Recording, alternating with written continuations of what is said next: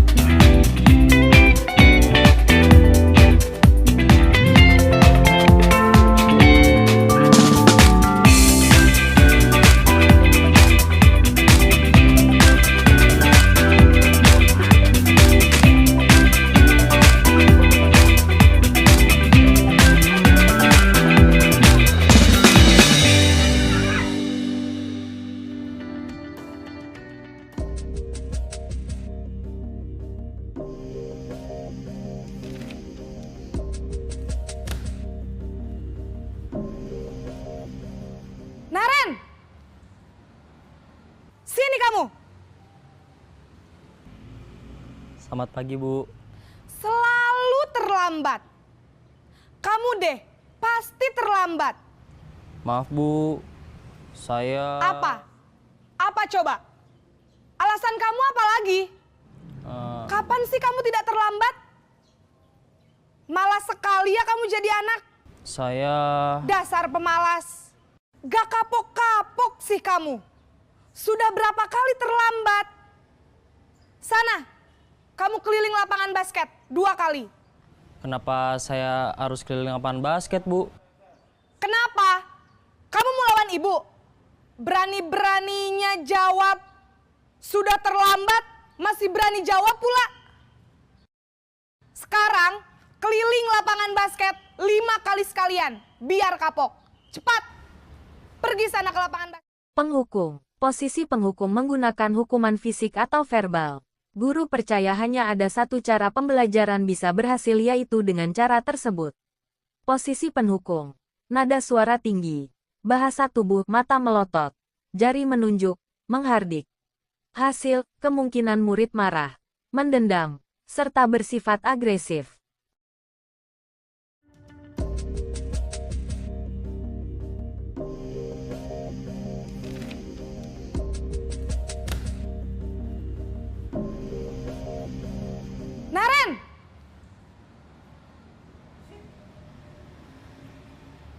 Selamat pagi, Bu.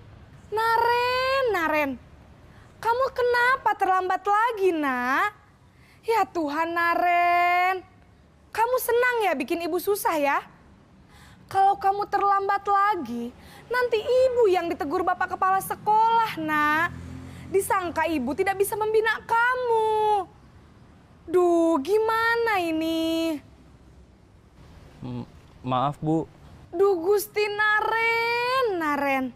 Kamu suka ya kalau ibu ditegur bapak kepala sekolah? Terus, sekarang ibu harus tulis apa ini di buku absen? Ini kamu sudah sering terlambat loh. Ibu harus apa coba? Maaf, Bu. Maaf sekali. Ya sudah, lain kali jangan bikin ibu susah lagi ya, Nak ya. Ibu tidak akan kuat lagi kalau kamu begini terus. Bisa jantungan kalau ibu ditegur bapak kepala sekolah. Sana cepat ke kelas. Maaf ya, Bu. Maaf sekali. Pembuat merasa bersalah. Posisi ini guru bersuara lebih lembut, halus, dan sedih. Orang yang merasa bersalah dibuat tidak nyaman, bersalah dan rendah diri. Hasil, murid akan merasa bersalah ialah mengecewakan guru dan tidak sanggup membahagiakan orang lain.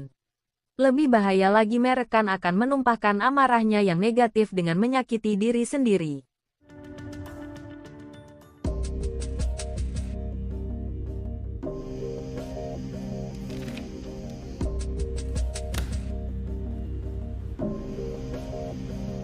Naren!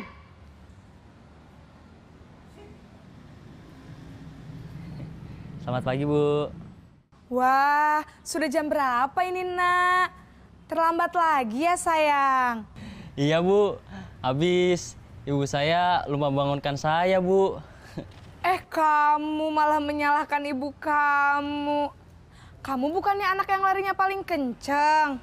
Kok terlambat sih? Iya, Bu. Saya memang terlambat bangun tadi. Jadi, biarpun saya lari kencang, tetap gak kekejar, Bu. Ya sudah sana. Nanti lain kali larinya lebih kenceng lagi ya. Biar gak terlambat lagi. Bikin seneng ibu. Demi ibu. Bisa kan? Bisa lah, Bu. Ya sudah sana masuk kelas. Ibu beresin urusan absen kamu. Kamu ini ada-ada saja. Teman guru tidak menyakiti murid namun akan tetap berupaya mengontrol melalui persuasif. Posisi ini membawa dampak positif dan negatif. Dampak positif, akar canda, dan setercipta hubungan baik dan humoris. Dampak negatif, bila guru tidak membantu murid, murid akan kecewa karena murid menggantungkan pada guru. Posisi ini guru bersikap ramah, akrab, bercanda, dan senyum jenaka. Hasil, murid merasa senang dan akrab dengan guru tetapi murid akan bergantung pada guru.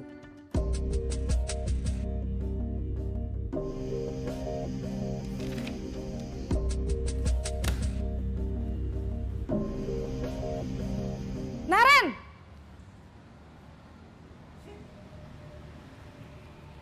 Selamat pagi, Bu. Naren, apa peraturan sekolah kita tentang jam berapa kita harus masuk sekolah, Nak?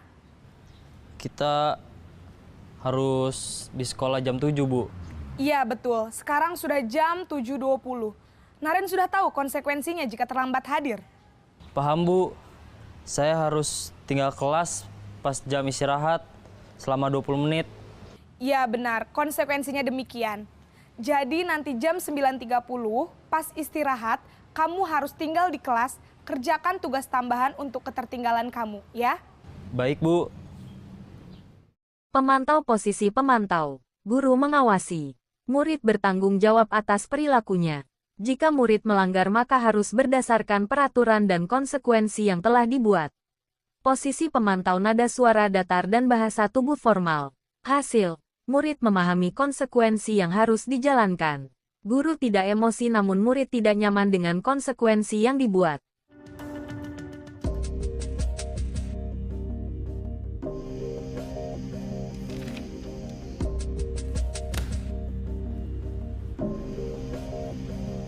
Naren!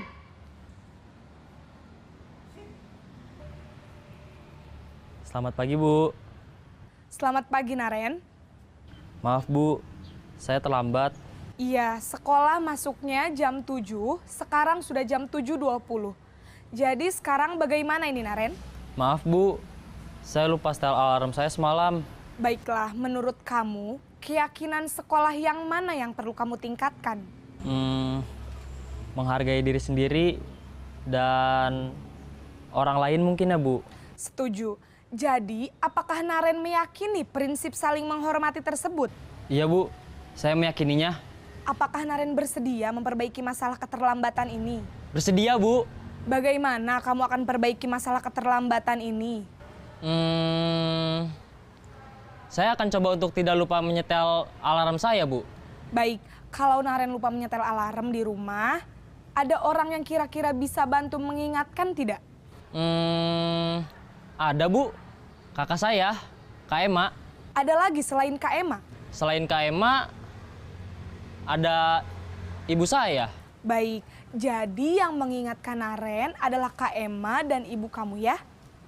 Kira-kira akan mulai setel alarm kapan nih, Naren? Setelah pulang sekolah, akan segera saya lakukan. Baik, jadi Naren akan setel alarm untuk bangun besok pagi dan akan diingatkan oleh kakak dan ibunda Naren ya. Ada lagi yang mungkin perlu dilakukan, Naren? Agar tidak terlambat bangun lagi. Tidak ada Bu. Baik, Naren.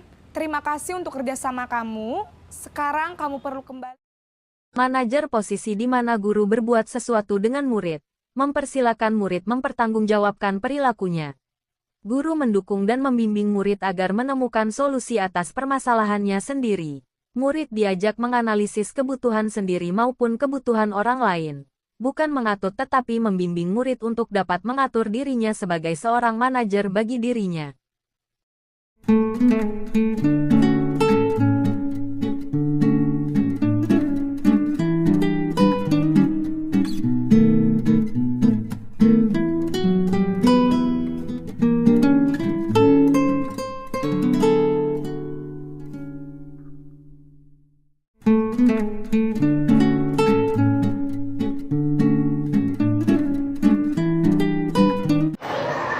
Baik Bapak Ibu semua, bisa kita mulai nggih? Bismillahirrahmanirrahim.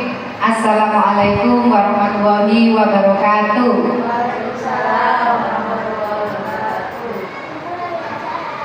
Yang saya hormati Ibu Kepala UPT SDN 14C, Ibu Siti Roaza SPDSD.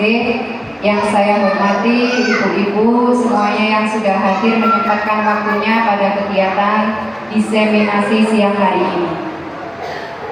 Baik, puji syukur kehadirat Allah Subhanahu wa Ta'ala yang mana berkat limpahan rahmat serta hidayahnya pada siang hari ini kita masih diberikan nikmat sehat, nikmat sempat sehingga kita bisa berkumpul dalam kegiatan diseminasi budaya positif tanpa suatu halangan apapun.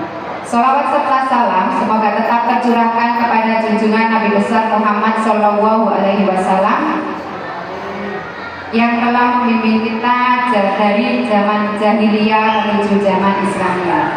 Baiklah Bapak Ibu yang kami hormati, untuk menyingkat waktu biar tidak berlama-lama, marilah kita buka acara pada siang hari ini dengan membaca Al-Fatihah bersama-sama. Ila hadratin Nabiyul Mustafa Rasulullah Sallallahu Alaihi Wasallam. Al-Fatihah.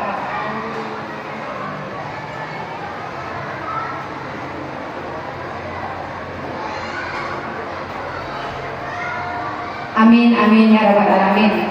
Bapak Ibu semuanya, kita langsung saja ke agenda inti kita pada siang hari ini ya.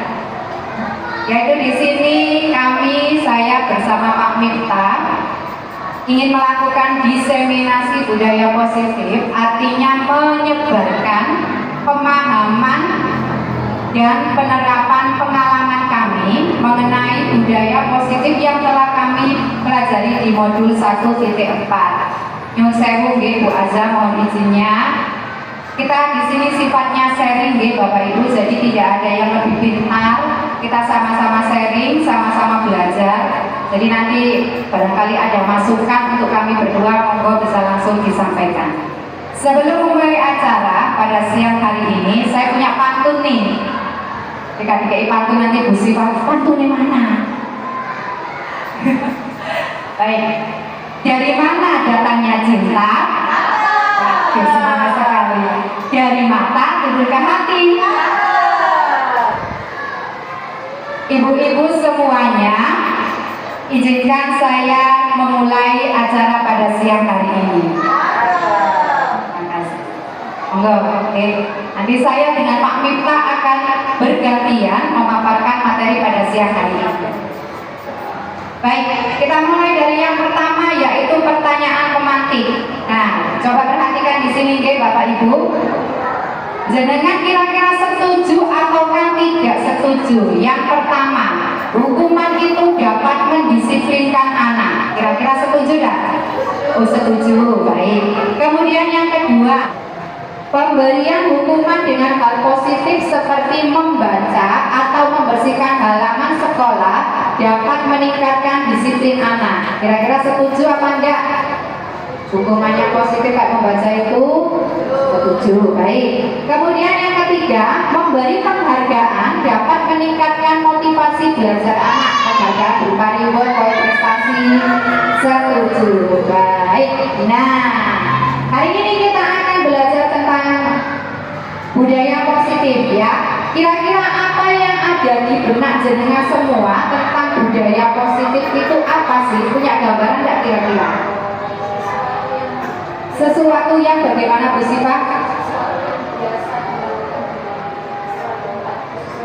Oke, sesuatu yang biasanya dilakukan di suatu tempat atau sekolah. Ada yang lainnya? Artinya yang sudah membudaya Bu Siva. Oke, baik, kita lihat lagi selanjutnya. Nah, budaya positif itu adalah perwujudan dari nilai-nilai atau keyakinan universal yang diterapkan di sekolah. Nah, kira-kira nilai-nilai keyakinan itu apa saja? Monggo next. Di sini nanti kita akan bersama-sama sharing mengenai budaya positif itu apa saja sih. Ada disiplin positif dan nilai-nilai kebajikan. Kemudian ada teori motivasi, hukuman, penghargaan dan restitusi.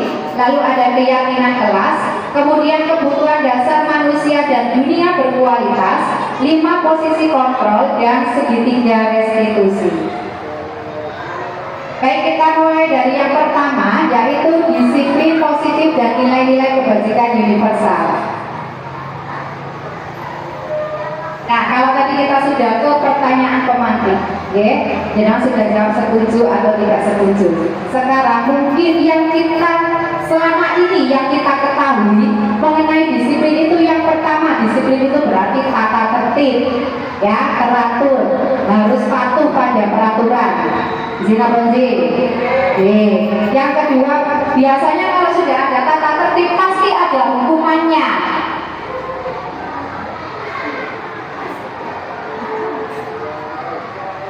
Kemudian yang ketiga, sesuatu yang dilakukan seseorang pada orang lain untuk mendapatkan kepatuhan dan akhirnya menghasilkan ketidaknyamanan. Gak nyamannya opo, gelem gak gelem ya wis iki patuwono aturane. Seperti itu. Nah, ternyata pemahaman itu selama ini bukan yang seperti itu. Yang kita maksud di sini disiplin positif bukanlah hal-hal yang selama ini kita ketahui. Lalu apa itu disiplin positif? Nah, di sini mengacu pada disiplin diri yang memiliki tanggung jawab terhadap apa yang dilakukan berdasarkan nilai-nilai yang diyakini. Jadi di sini disiplin positif itu sendiri yaitu salah satu cara penerapan disiplin yang bertujuan untuk menumbuhkan kesadaran serta memberdayakan peserta didik tanpa imbalan, ancaman maupun hukuman. Jadi anak itu dia itu disiplin karena dirinya sendiri, nggak perlu diancam, nggak perlu diberi hukuman, tapi karena sadar. Itulah artinya disiplin yang sesungguhnya. Bukan karena oh nanti kamu nggak melakukan ini ada hukumannya. Selama ini kalau kita tahunya di sekolah itu kan anak-anak menerapkan aturan karena takut dihukum. Tetapi disiplin positif di sini nanti anak-anak dengan sadarnya sendiri bukan lagi takut antara hukuman, tapi mereka sudah memiliki nilai-nilai keyakinan sendiri. Monggo.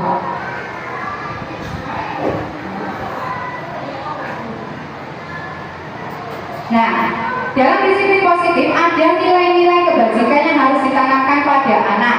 Nilai-nilai kebajikan tersebut telah disepakati bersama, seumpama seperti payung besar dari sikap dan perilaku kita. Nilai-nilai ini merupakan fondasi kita dalam berperilaku. Jadi ada nanti nilai-nilai kebajikan universal yang ditanamkan pada anak, sehingga ketika anak melakukan sesuatu itu sadar karena dirinya sendiri, bukan karena hukuman. Kemudian nilai-nilai kebajikan apa yang ingin dicapai setiap anak di Indonesia, terutama pada siswa kita, yaitu kita tanamkan nilai-nilai P5G. Bapak Ibu, di sini ada dimensinya, dimulai dari beriman dan bertakwa pada Tuhan Yang Esa dan berakhlak mulia, kemudian ada berkebinekaan global, itu tadi nyanyi, gotong royong mandiri, kreatif dan bernalar kritis. Ini nilai-nilai kebajikan yang bisa kita tanamkan ke anak. Kemudian di sini ada motivasi yang mendasari perilaku manusia untuk disiplin. Jadi orang disiplin itu karena ada motivasinya. Motivasinya apa? Ada eksternal dan ada internal. Eksternalnya itu karena dia yang pertama menghindari hukuman. Itu yang sering kita temui. Anak disiplin itu kenapa? Karena takut dihukum. Kemudian yang kedua, ingin mendapatkan penghargaan atau imbalan atau reward atau poin prestasi. Itu adalah motivasi dari eksternal. Ini nggak akan bertahan lama pada anak. Yang akan bertahan lama yaitu motivasi internal, yaitu untuk menghargai nilai-nilai kebajikan diri sendiri. Nah, ini yang harus kita tumbuhkan ke anak, sehingga anak itu patuh pada peraturan bukan karena dua ini, tetapi karena motivasi internal dalam diri mereka sendiri. Nah, lanjut akan diterangkan oleh Pak Miftah bab 2, teori motivasi, hukuman, penghargaan dan restitusi. Monggo. Oke, terima kasih rekan saya Brida. Bapak-Ibu sekalian, saya akan lanjutkan yaitu tentang teori motivasi, hukuman dan penghargaan serta restitusi. Menghindari ketidaknyamanan atau hukuman ini dalam artian itu anak itu melakukan perilaku sesuai dengan tata cara atau tata tertib, hanya ingin supaya tidak dihukum. Nah, diantaranya adalah merupakan tingkatan paling rendah dari motivasi perilaku manusia. Orang dalam tahap ini mereka sedang menghindari permasalahan yang mungkin muncul dan berpengaruh pada mereka secara fisik, psikologis maupun tidak terpenuhnya kebutuhan mereka bila mereka tidak melakukan tindakan tersebut. Dalam artian gini, anak itu cenderung saya nanti supaya tidak lari, supaya tidak dihukum, supaya tidak kena hukuman fisik dan sebagainya. Oleh karena itu saya tidak akan melanggar, tentunya tidak akan terlambat sekolah, tidak akan selalu mengerjakan tugas dan sebagainya. Ini hukuman yang menghindari ketidaknyamanan atau ketidaknyamanan berupa fisik saja. Kemudian motivasi ini bersifat eksternal seperti yang diterangkan oleh Brida tadi. Jadi ini adalah termasuk motivasi eksternal atau motivasi yang paling rendah. Kemudian yang kedua, mendapatkan imbalan atau penghargaan dari orang lain. Jadi ingin dipuji. Jadi satu tingkatan di atas motivasi yang pertama, orang dengan perilaku ini memiliki tujuan untuk mendapatkan hadiah, pengakuan, imbalan atau penghargaan dari orang lain. Nah, katakanlah setiap hari melakukan kegiatan yang positif, ini ada tendensi yang lain. Kalau dalam bahasa agama melakukannya tidak ikhlas karena Allah, tapi ingin dipuji orang lain, ingin mendapatkan imbalan, ingin mendapatkan hadiah dan sebagainya. Jadi termasuk motivasi eksternal, seperti yang pertama tadi. Kemudian yang ketiga, ini adalah motivasi yang menjadi orang yang mereka inginkan, menjadi orang yang mereka inginkan dan menghargai diri sendiri dengan nilai-nilai yang mereka percaya. Ini adalah motivasi yang akan membuat seseorang memiliki disiplin positif karena motivasi perilakunya bersifat internal bukan eksternal. Jadi ini kesadaran diri. Anak tidak melakukan pelanggaran, anak melakukan disiplin karena kesadaran dirinya sendiri. Setiap hari tidak terlambat, setiap hari melakukan perbuatan baik, setiap hari melakukan tugas-tugasnya yang diberikan oleh Bapak Ibu guru. Ini berasal dari diri mereka sendiri karena kewajiban dan tanggung jawabnya. Kemudian ada hukuman, konsekuensi, dan restitusi. Jadi ada 3 tingkatan. Yang pertama hukuman. Hukuman ini bersifat tidak terencana atau tiba-tiba dan bersifat satu arah dari pihak yang memberi hukuman. Hukuman yang diberikan biasanya berupa hukuman fisik atau psikis bagi anak atau disakiti oleh suatu perbuatan atau kata-kata. Jadi hukuman ini datangnya dari atasan, katakanlah dari guru ke siswa. Nah, ini termasuk hukuman yang bersifat psikis atau fisik, katakanlah disuruh lari. Kalau psikisnya anak itu istilahnya kalau dalam bahasa sekarang itu dibully, ya. Jadi jangan sampai seperti itu. Jadi kita nanti sebagai guru itu jangan sampai membuli anak, mengata-katakan anak yang negatif, itu tidak boleh. Itu termasuk juga hukuman. Kemudian yang kedua adalah konsekuensi. Disiplin dalam bentuk konsekuensi sudah terencana atau sudah disepakati, sudah dibahas dan disetujui. Bentuk konsekuensi dibuat oleh pihak guru atau pihak sekolah dan murid sudah mengetahui sebelumnya. Konsekuensi akan diterima bila ada pelanggaran. Jadi memang anak itu akan menerima konsekuensi apabila anak tersebut sudah mengetahui bahwa kalau saya melanggar ini konsekuensinya pasti akan seperti ini. Dan itu harus ada kesepakatan. Jadi yang kedua ini adalah konsekuensi. Yang pertama tadi hukuman, yang kedua konsekuensi, yang ketiga adalah restitusi. Restitusi itu apa? Restitusi adalah proses menciptakan kondisi bagi murid untuk memperbaiki kesalahan mereka sehingga mereka bisa kembali pada kelompok mereka dengan karakter yang lebih baik. Jadi anak ini nanti bisa ada suatu anak melakukan pelanggaran. Ini seharusnya yang kita lakukan adalah restitusi.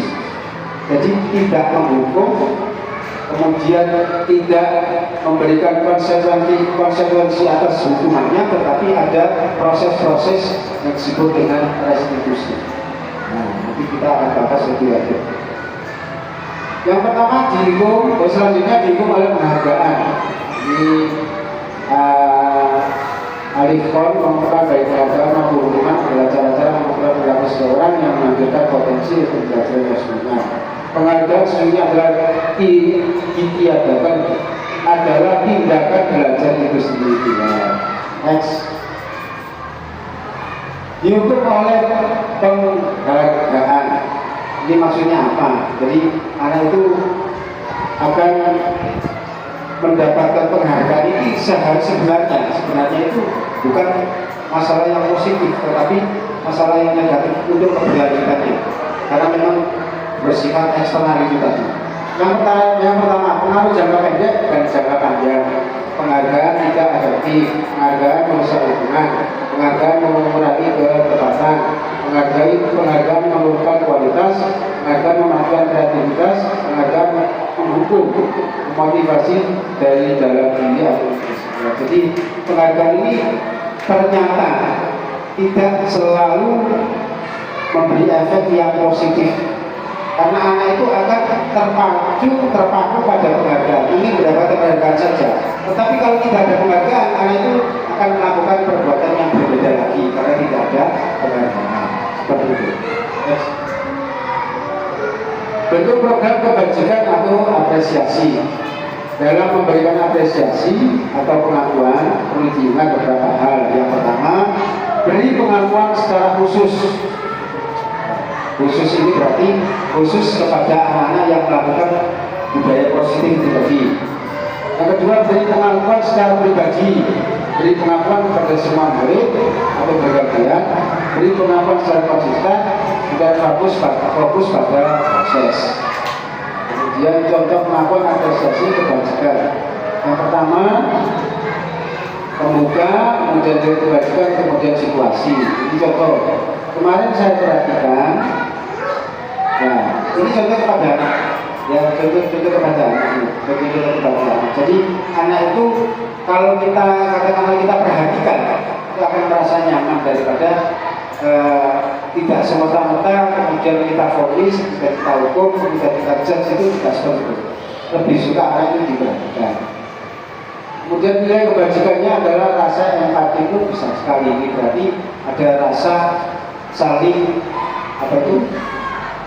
empati antara guru dan murid, ada rasa emosionalnya ada. Kemudian situasinya pada saat menolong murid baru di kelas kita. Jadi ini ada suatu kondisi anak itu menolong, kemudian anak itu diberi apresiasi oleh guru. Nah, seperti itu. Ini salah satu contoh makron atau apresiasi. Lanjut aja. Hukuman atau konsekuensi. Nah, ini coba tolong dijawab ya. Ada beberapa pertanyaan. Bagaimana istilahnya hukuman atau konsekuensinya? Hukuman atau konsekuensi? Nah ini nanti termasuk hukuman atau konsekuensi. Yang pertama, mencatat 100 kali dalam buku. Saya tidak akan terlambat lagi karena terlambat ke sekolah. Kira-kira ini termasuk hukuman atau konsekuensi? Hukuman. Ya, nanti dulu ya jawabannya. Ya kita cek bersama-sama. Yang kedua, lari mengelilingi lapangan basket 2 kali karena terlambat sekolah. Hukuman. Nanti kita cek. Yang ketiga, saya diminta push up karena tidak menggunakan masker sekolah. Hukuman. Kita cek nanti. Menggantikan kertas tugas teman yang telah dicoret-coret. Konsekuensi. Terus nanti kita cek lagi. Lari mengelilingi lapangan basket 2 kali karena terlambat 10 menit untuk pelajaran kejauhan. Konsekuensi atau hukuman? Hukuman atau konsekuensi nanti kita lihat. Membersihkan lapak tumpahan air di meja karena tersenggol botol minuman saat belajar. Kita cek satu persatu. Ternyata yang mencatat 10 kali saya tidak ada terlambat termasuk hukuman, bukan konsekuensi. Ya, kenapa? Karena ini bersifat psikis, ya, bersifat psikis. Nah, terus yang kedua juga sama, bersifat psikis karena mengelilingi lapangan. Kemudian yang ketiga, diminta push up. Diminta push up berarti juga psikis, ya. Kemudian mendapatkan tugas teman yang dicoret-coret ini adalah konsekuensi dari tindakan yang telah dilakukan. Karena memang istilahnya itu melakukan suatu kesalahan yang ada konsekuensinya, ada tanggung jawabnya. Kemudian yang kelima, lari mengelilingi lapangan basket 2 kali karena terlambat 10 menit untuk pelajaran. Ini konsekuensi. Kenapa? Barangkali guru PJOK-nya sudah memberikan apa itu namanya? Tugas apa? Kesepakatan awal. Jadi kalau ada terlambat itu mengelilingi. Ini juga termasuk konsekuensi. Yang terakhir, membersihkan tumpahan air di meja karena tersenggol botol minuman saat belajar, termasuk konsekuensi. Next. Perbedaan antara hukuman dan konsekuensi. Yang pertama, hukuman adalah sesuatu yang menyakitkan, harus terjadi. Konsekuensi adalah sesuatu harus terjadi. Kemudian hukuman membuat anak sakit, fisik maupun hati untuk jangka waktu yang lama. Kemudian konsekuensi adalah membuat anak merasa tidak nyaman dalam jangka waktu yang pendek. Hukuman anak membenci kedisiplinan. Konsekuensi anak akan menghargai kedisiplinan. Hukuman bersifat paksaan, konsekuensi bersifat stimulus atau tanggapan.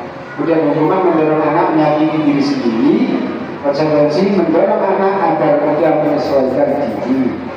Kemudian hukuman konsep diri yang buruk, konsekuensi adalah konsep diri yang baik.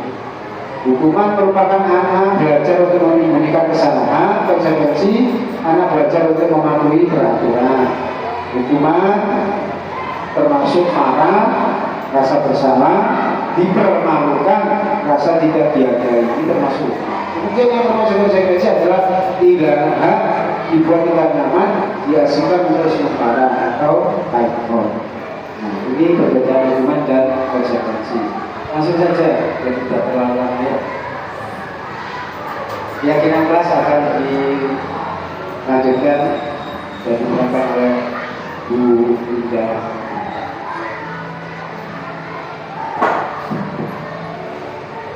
Baik teman-teman, kayaknya sudah ngantuk ini ya.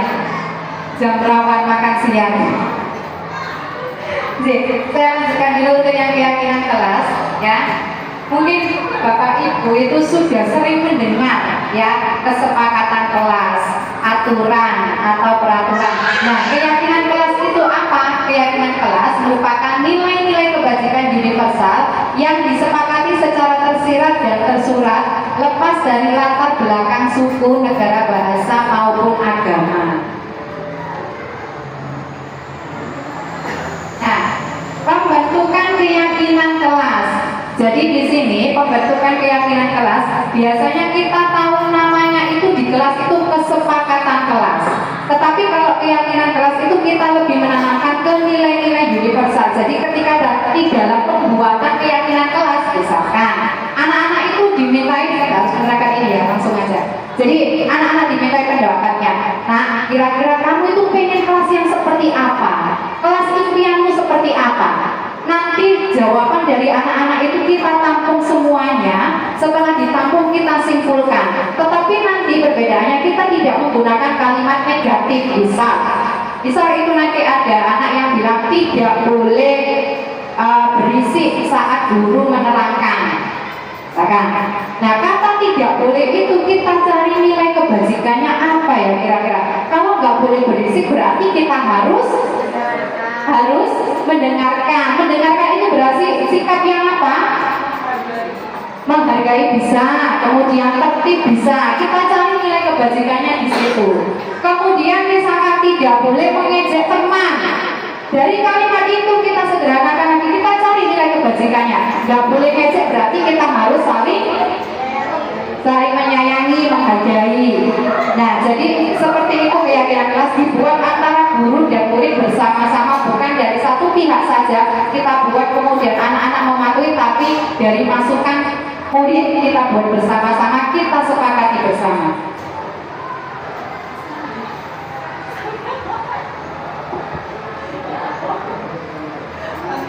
Baik, saya lanjutkan ya, harusnya ini tapi bagian saya sedikit. Yang selanjutnya, kebutuhan dasar manusia.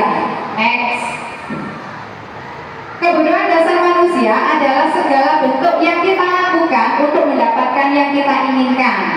Seluruh tindakan yang kita lakukan memiliki tujuan tertentu dan semua usaha terbaik yang kita lakukan untuk memenuhi kebutuhan dasar kita. Apa sajakah itu? Di sini ada 5 kebutuhan dasar manusia. Yang pertama, kebutuhan bertahan hidup, lalu kasih sayang dan rasa diterima, kemudian penguasaan, kebebasan, dan kesenangan.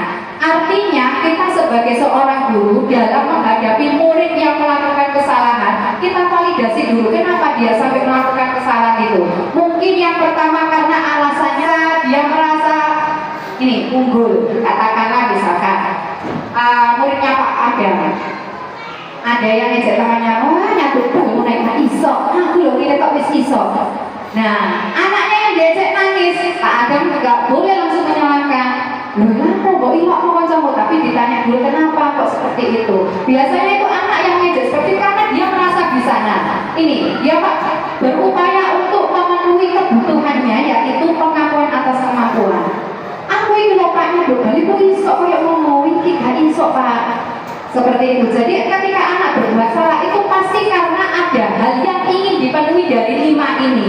Entah itu dia karena caper, karena mungkin di rumah kurang kasih sayang, akhirnya di sekolah dia nyari-nyari perhatian dari gurunya. Oh berarti dia ingin kasih sayang dan rasa diterima. Jadi nggak harus kita langsung menyalahkan murid kita. Kita identifikasi dulu kenapa dia sampai melakukan hal tersebut. Nah, di sini ada kebutuhan bertahan hidup. Itu tentunya yang berkaitan dengan kesehatan rumah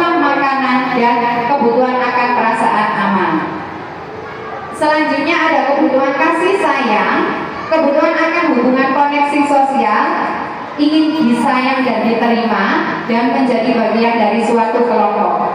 Kemudian ada penguasaan ketika dia merasa dia itu pinter, jadi akhirnya semena-mena mengejek temannya. Ada karena dia merasa kompeten, terampil, menjadi diakui dan kebutuhan untuk didengarkan. Lalu kebebasan. Di sini ada kebutuhan akan pilihan, kebutuhan akan otonomi, memiliki pilihan dan mampu mengendalikan arah hidup seseorang. Kemudian ada kebutuhan akan kesenangan. Di sini anaknya ingin senang, kebutuhan bermain dan tertawa, terutama di siswa SD kita, ya, Bapak Ibu. Anak-anak itu masih perlu banyak bermainnya karena pendidikan anak itu harus sesuai dengan kodrat alam dan kodrat zaman dan kodratnya anak. Kodratnya anak itu mereka merdeka dan bermain. Jadi ketika kalau di sekolah itu kita wujudkan pendidikannya benar-benar berpihak pada anak yang memang kita masukkan unsur bermainnya sehingga anak itu merasa nyaman dan senang dalam belajar. Tuh, kalau sudah senang, maka akan mudah untuk menerima materi. Next.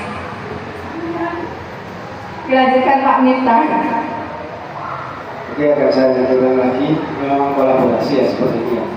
Jadi bab selanjutnya adalah posisi kontrol. Posisi kontrol ini ada 5 juga. Jadi kita sebagai guru itu harus memiliki posisi. Kita itu sebagai apa? Dalam menghadapi satu masalah. Ya. Yang pertama adalah posisi penghukum. Kemudian ada posisi pembuat rasa bersalah. Yang ketiga adalah posisi sebagai teman. Yang keempat adalah sebagai pemantau. Yang kelima adalah sebagai manajer. Jadi 5 posisi ini akan kita miliki, kemudian kita terapkan pada suatu masalah. Kira-kira kalau masalah ini itu yang kita terapkan yang mana? Seperti itu. Jadi ada video, ini coba dilihat. Ini posisinya sesuai dengan posisinya.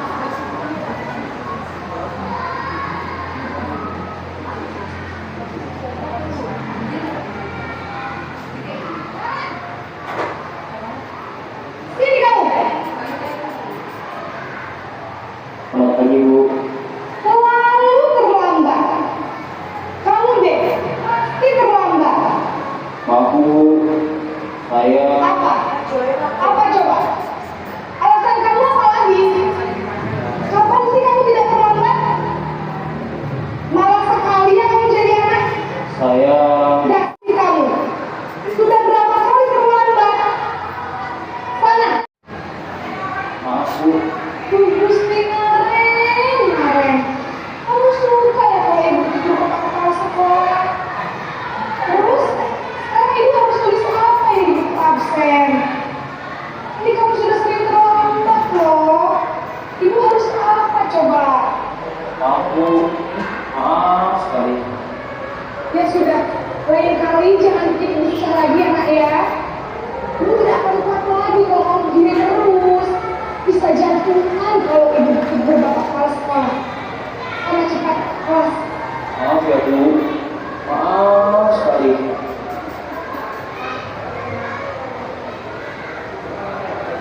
Nah ini yang kedua, jadi membuat rasa bersalah. Posisi ini guru bersuara lebih lembut daripada yang pertama, lebih lembut daripada yang pertama yang agak tinggi tadi. Kemudian orang yang merasa bersalah dibuat tidak nyaman karena memang gara-gara aku, ya, saya merasa bersalah kan seperti itu. Ya. Kemudian hasilnya nanti murid akan merasa bersalah telah menyewakan guru dan tidak sanggup membahagiakan orang lain. Lebih bahaya lagi, mereka akan menumpahkan amarahnya yang negatif dengan menyakiti diri sendiri. Nah, ini juga ternyata yang kedua ini juga termasuk tidak efektif, termasuk juga kegiatan yang negatif juga. Dan kita yang ketiga posisi teman, kita lihat videonya.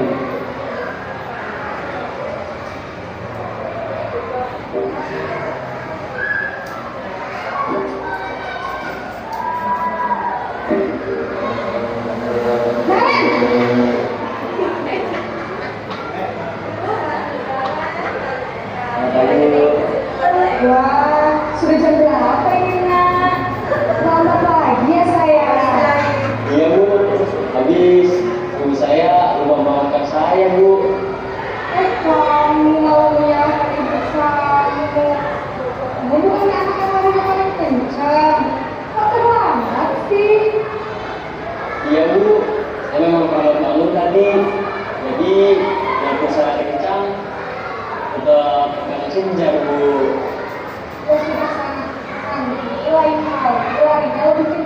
ya, biar gak terlambat lagi.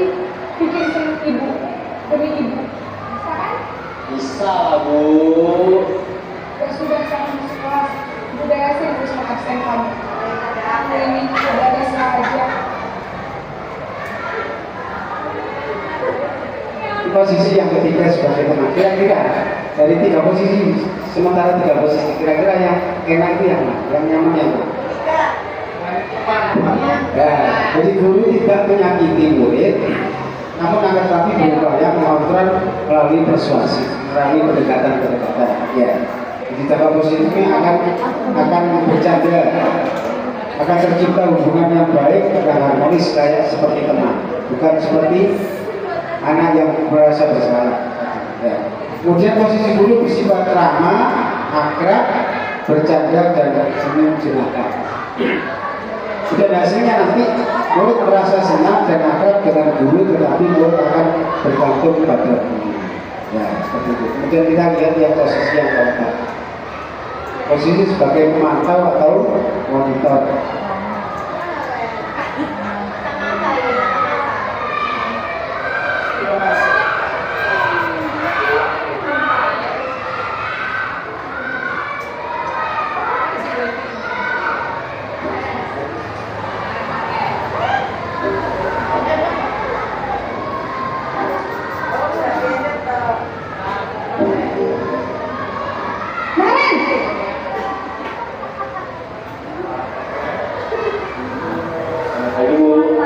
Naren, apa peraturan sekolah kita tentang jam berapa kita harus masuk sekolahnya? Kita harus di sekolah jam 7, Bu. Iya betul, sekarang sudah jam 7.20. Naren sudah tahu konsekuensinya jika terlambat hadir. Paham, Bu. Saya harus pindah kelas pas jam istirahat selama 20 menit.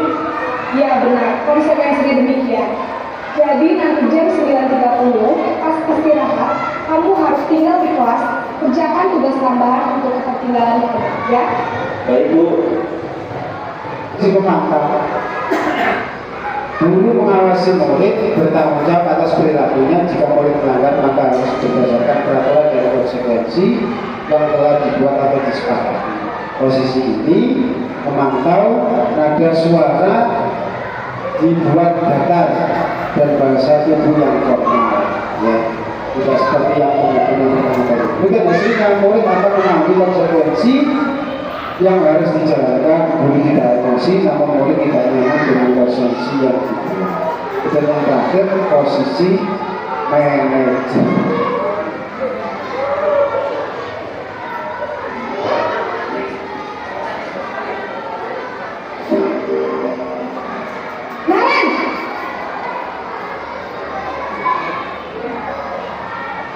Selamat pagi, Bu. Selamat pagi, Naren. Maaf, Bu. Saya terlambat. Iya, sekolah masuknya jam 7, sekarang sudah jam 7.20. Jadi sekarang bagaimana ini, Naren? Maaf, Bu. Saya lupa alarm saya semalam. Baiklah, menurut kamu, keyakinan sekolah yang mana yang paling penting? Menghargai diri sendiri dan orang lain mungkin, Bu. Setuju.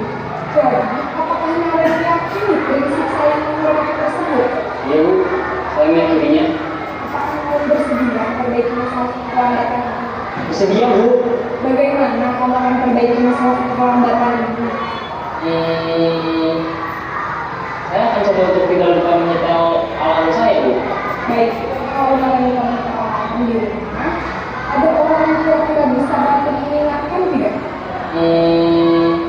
Ada, Bu. Saya, Kak Emma. Ada lagi selain KM? Selain Kak Emma, ada ibu saya. Baik, jadi yang mengingatkan adalah KM dan ibu, ya? Kira-kira akan mulai setel alarm kapan ya, Naren? Setelah pulang sekolah, akan segera saya lakukan. Baik, jadi Naren akan setel alarm untuk bangun besok pagi dan akan diingatkan oleh kakak dan ibunda Naren, ya? Ada lagi yang mungkin perlu dilakukan, Naren? Agar tidak terlambat bangun lagi. Tidak ada, Bu. Baik, Naren. Terima kasih untuk kerjasama kamu. Sekarang kami perlu kembali.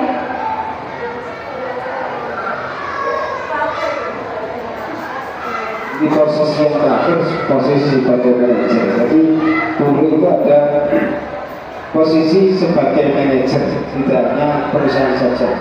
Posisi ini di mana guru berbuat sesuatu dengan murid, mempersilahkan murid mempertanggungjawabkan atas perilakunya. Guru mendukung dan membimbing murid agar menemukan solusi atas permasalahan sendiri. Jadi memang sifat manajer ini kan membimbing, mengarahkan, ya, menuntut dan sebagainya. Nah ini kalau dilihat dari video tadi tidak 100% menyalahkan, tapi membuatkan solusi supaya tidak melakukan kesalahan dua. Ya. Kemudian next, ini segitiga restitusi akan dijelaskan oleh Bu Ida. Silakan.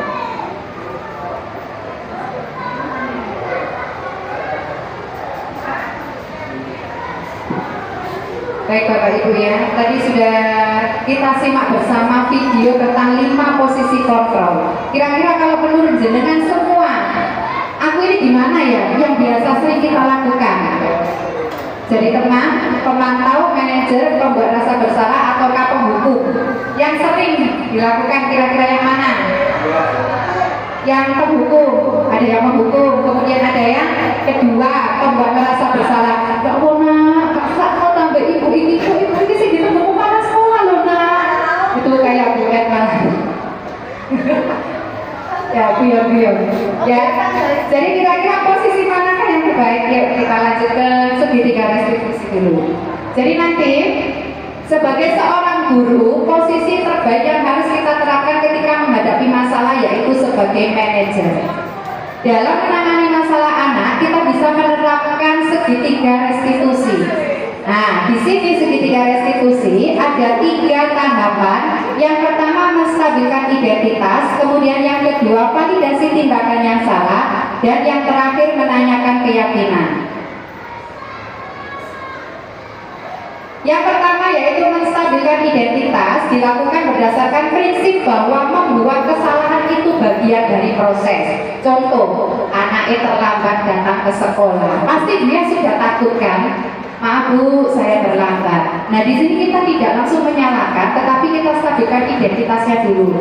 Saya salah Bu. Nah kita bisa ngomong seperti ini, nak, gak apa-apa berbuat salah. Semua orang itu pasti pernah berbuat salah karena nggak ada yang manusia yang sempurna. Di sini kita stabilkan identitasnya, bahwasanya kita menggeser dari identitas gagal ke arah identitas sukses. Kita stabilkan dulu emosinya, kita bilang seperti itu, jadi anak tidak merasa takut untuk bercerita. Lanjut, tahapan yang kedua yaitu validasi tindakan yang salah. Dilakukan berdasarkan prinsip bahwa setiap perilaku berupaya memenuhi suatu kebutuhan tertentu. Nah, setelah kita ngomong tadi, nah tidak apa-apa, tidak ada manusia yang sempurna, semuanya pasti berbuat salah. Kita masuk ke tahapan yang kedua yaitu validasi tindakan yang salah. Kita tanyakan, nah setelah itu kita tanya, Bu Indah yakin pasti kamu terlambat ada hal-hal tertentu. Kenapa kok bisa sampai terlambat? Coba ceritakan pada Bu Indah. Kita masuk pada validasi tindakan yang salah. Jadi nanti anaknya bercerita, tadi saya gini-gini Bu, kenapa terlambatnya gini-gini. Itu kita masuk tahapan yang kedua. Lalu yang ketiga, menanyakan keyakinan. Setelah validasi tindakan yang salah, kita tanyakan keyakinannya. Maaf Bu, saya tadi malam terlambat karena nonton drakor sampai larut malam Bu, sampai jam 12 misalkan. Kita tanyakan keyakinan, kira-kira apakah sikapmu itu sudah sesuai dengan keyakinan kelas yang sudah kita buat? Itu menanyakan keyakinan. Nanti anaknya menjawab, nggak sesuai Bu. Nah, kira-kira nggak sesuai kalau keyakinan kelas yang mana ya? Kalau anaknya sudah menyebutkannya, terus kita sebagai guru apa yang harus dilakukan? Membantu mencarikan solusinya. Nah, sudah tahu bahwasanya kamu melanggar poin yang ini.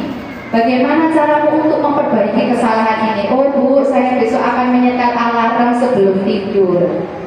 Nah, jadi di sini kita masuk tahapan yang ketiga yaitu menanyakan keyakinan. Jadi anak itu sadar, ternyata yang sudah saya lakukan melanggar sikap ini dan mereka mencari solusi atas masalahnya dengan bantuan guru tentunya ya. Oke, selanjutnya, nah di sini adalah penerapan budaya positif di kelas. Penerapan budaya positif Next. Ini yang sudah terterapkan di kelas 5B, yaitu penyusunan keyakinan kelas. Saya mengajak anak-anak di kelas untuk membuat keyakinan kelas bersama, kemudian mereka menempelkannya di sini. Ya, di papan keyakinannya. Ada videonya.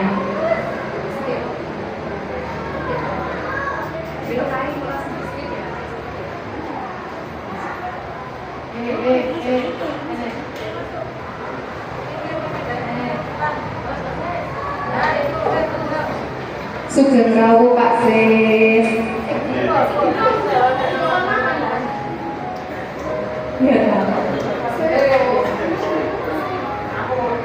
Ya, jadi di sini ini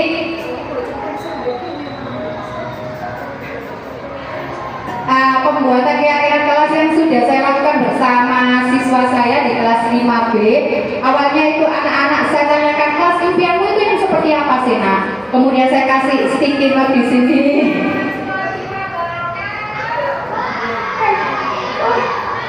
Mereka menuliskan kelas impiannya, lalu disimpulkan bersama, kita cari nilai kebajikannya. Setelah itu baru yang terakhir mereka menempelkan diri. Jadi prosesnya menuliskan di sticky note.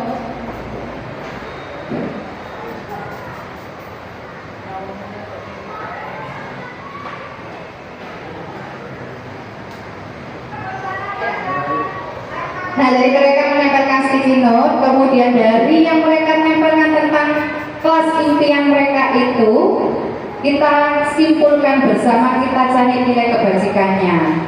Itu dua nilai-nilai kebajikannya atau nilai positifnya. Kemudian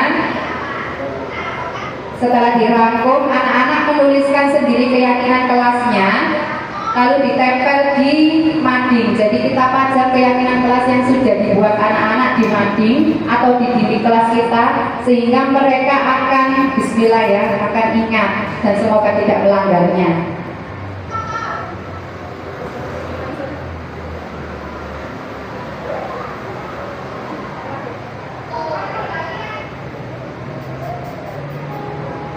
Ini anak-anak menuliskan keyakinan kelas yang sudah disepakati bersama dan ditempelkan bersama di mading.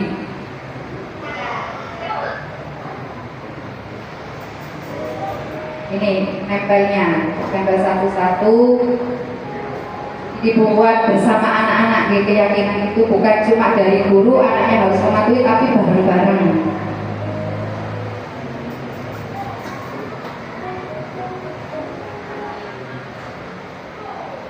Kemudian ada lagi penerapan segitiga restitusi, yaitu menangani kasus anak yang entah terlambat datang ke sekolah atau mengejek temannya.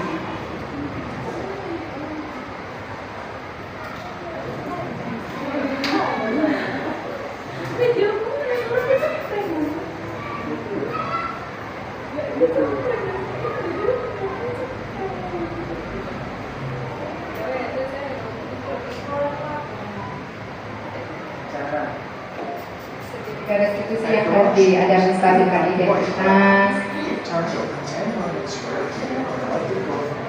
Assalamualaikum warahmatullahi wabarakatuh.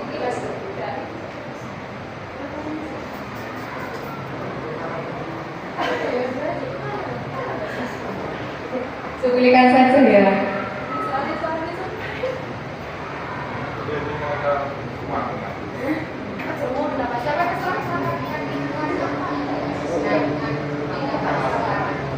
Nah, ini contoh dalam menangani anak yang terlambat datang ke sekolah.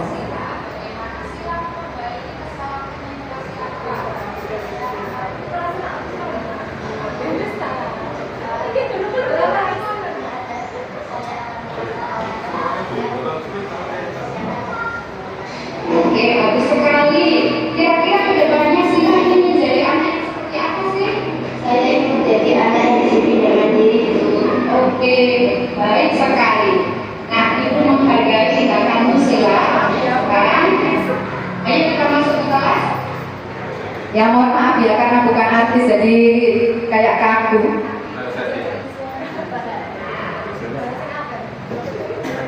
Iya, mau syutingan sama apa kok? Dia emang wali kelas.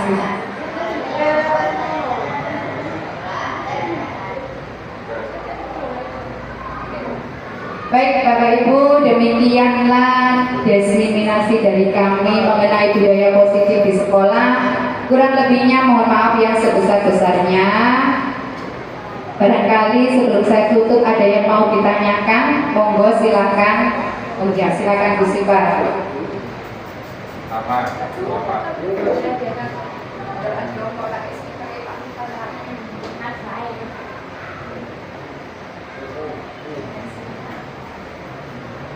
Terima kasih atas kesempatannya. Saya mau bertanya tentang budaya positif tadi yang sudah jenengan jelaskan. Menurut yang jenengan jelaskan itu berarti anak memiliki kesadaran dirinya. Ya, berarti itu masalah internal. Nah, pertanyaan saya, cara membudayakan hal positif terhadap anak yang kurang perhatian dari orang tua. Terima kasih.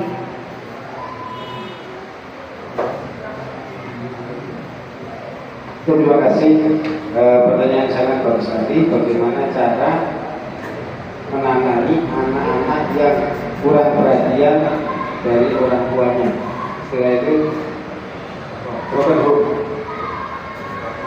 Ya, jadi kalau memang anak itu kurang perhatian dari orang tua, kita sebagai guru minimal itu harus paham anak didik kita.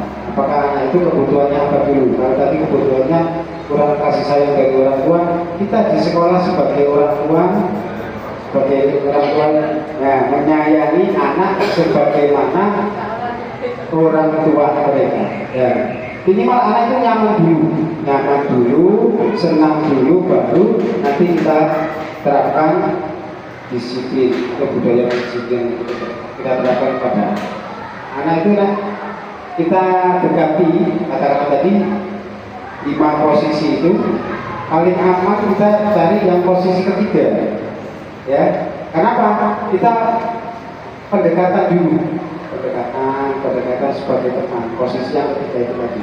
Nah, kemudian jalan itu yang baik yang kita lakukan menangani kasus-kasus tersebut.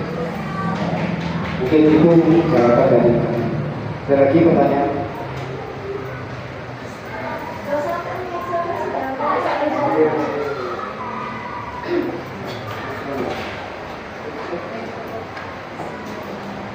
Terima kasih atas waktu yang sudah diberikan.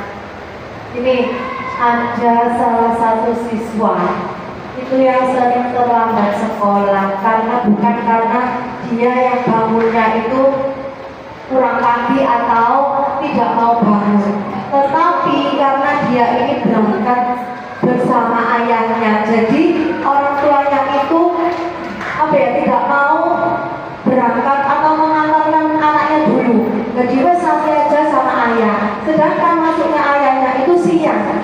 Jadi dia nggak mau ikut ayahnya yang masuk siang. Beberapa kali itu diingatkan oleh gurunya, tetapi si anak ini bilang, aku loh Bu sudah bangun pagi, aku loh jam 5:30 itu sudah selesai sarapan, jam 6 sudah siap berangkat, tapi ayah nggak mau ngantarkan. Nah, karena alasan tadi sekalian berangkat kerja. Nah, menurut Bapak Ibu, bagaimana sebagai guru menanggapi murid seperti ini? Terima kasih atas jawabannya.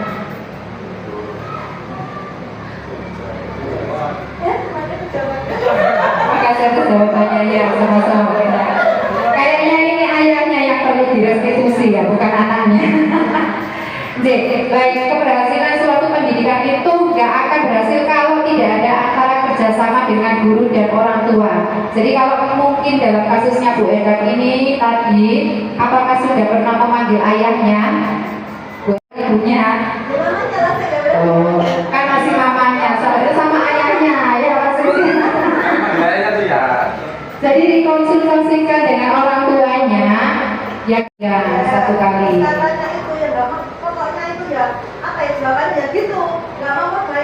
Berarti memang ini dari masalah orang tuanya, barangkali bisa dipanggil ayahnya sekalian, bukan mamanya. Karena kayak yang bermasalah ini ayahnya, bukan mamanya.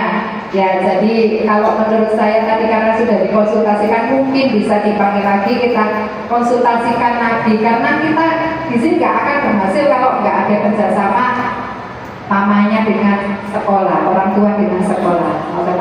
Sama dengan kasusnya Bu Siva yang tadi, itu juga kita harus bisa kerjasama yang baik dengan orang tuanya.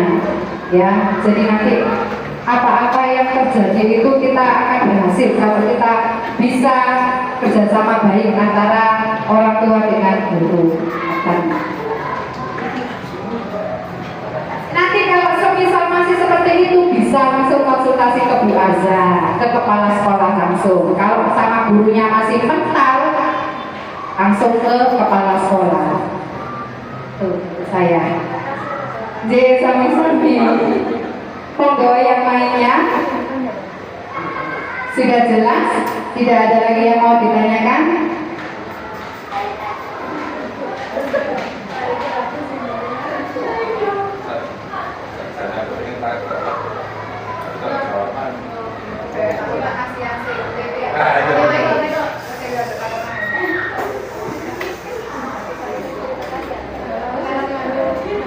Baik Bapak Ibu semua, terima kasih atas kehadirannya. Oh, Bu Erna mau tanya? Oh ya, silakan Bu Erna. Oh, boleh maju ke depan. Masih, monggo, monggo.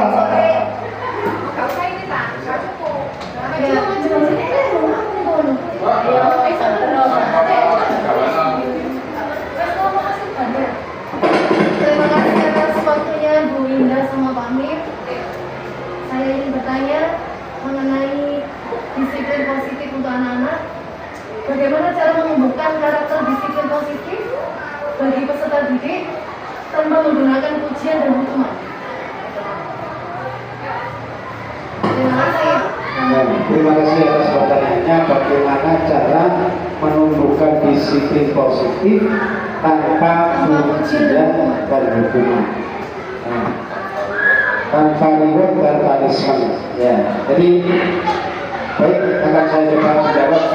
Jadi anak-anak itu kalau biasanya ya, dikasih reward ini senang, tapi reward ini justru malah tidak membantu dalam jangka panjang. Dia itu akan melakukan apabila ada reward. Tapi kalau tidak ada reward, dia tidak akan melakukan. Nah, caranya kita akan menumbuhkan pada kesadaran diri. Jadi kalau secara internal anak-anak itu sadar atas tanggung jawabnya, sadar atas apa yang dilakukannya, kewajibannya, nanti walaupun tanpa ada hukuman, tanpa ada reward, anak-anak tersebut tetap akan melakukan budaya positif. Jadi yang pertama yang kita lakukan adalah menumbuhkan kesadaran pada diri anak itu bahwa ini adalah kewajiban yang kita lakukan. Kita harus sadar dengan keyakinan teguh bahwa ini memang kewajiban saya, bukan kewajiban Bapak Ibu. Ya. Karena memang tidak takut dengan hukuman, tidak dengan adanya reward itu tadi. Kalau sadar tidak ada hukuman, tidak ada reward, anak itu tetap akan melaksanakan itulah budaya positif. Itu ya, Bapak seperti itu. Oke, menambahkan Bu Erna. Jadi bahwasanya nggak bisa langsung instan, anaknya langsung sadar, tetapi butuh proses. Harus kita ulang setiap hari. Mungkin pada anak yang masih tingkatan rendah kelas 1, 2, dan 3 mungkin mereka masih berpacu pada reward. Kalau untuk kesadaran diri itu mungkin masih agak susah. Jadi makanya guru itu kadang main poin prestasi. Tidak apa-apa sekali-kali, tapi jangan dibiasakan. Kita juga harus membuka kesadaran anak mengenai habit dan akhirnya membudaya. J sami-sami. Ada lagi yang mau ditanyakan?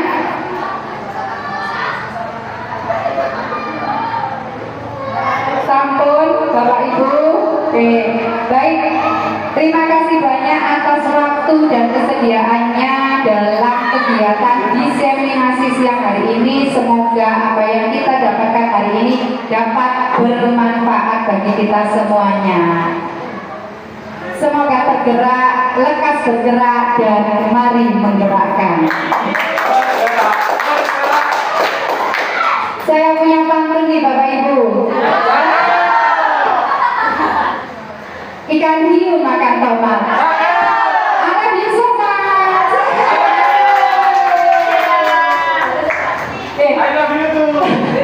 Marilah kita tutup acara pada siang hari ini dengan doa kafaratul majelis bersama-sama. Bismillahirrahmanirrahim.